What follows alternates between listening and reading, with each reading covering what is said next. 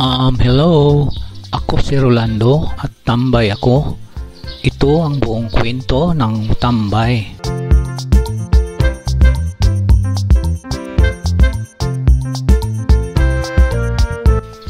Pero hindi naman ako basta-bastang tambay dyan na may pinag-aralan din naman ako at ang problema lang, nakalimutan ko yung kurso ko.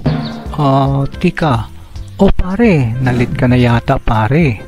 May tanong lang ako sa iyo pare. Ano na nga uli yung kurso ko? Ano bang ginagawa mo? Parang problemado ka. Kurso? Ang alam ko grade 6 lang natapos mo eh. Naalala mo pa noong grade 6 tayo? Noong nag-quiz tayo ng math, pinakopya kita noon. Pero sa sobrang talino mo, kinopya mo pati pangalan ko. Ang naalala ko pare, 0 tayong dalawa.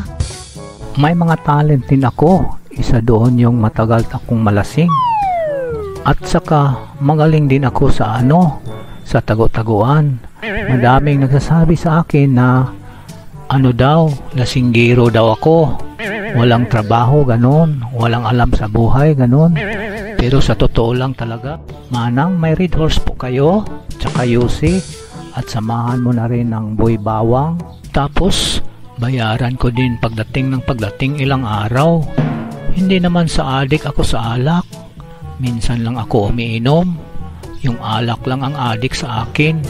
Pero sa totoo lang, nagbago na ako para sa nililigawan kong si Kim Choi. Baka sabihin yung bumabase ako sa itsura ng babae. Pero sobrang sexy kasi niya. At ang ganda ng katawan at napakasiksi niya. Na love at first sight talaga ako sa kanya noong unang makita ko siya. Talagang nalilibugan ako.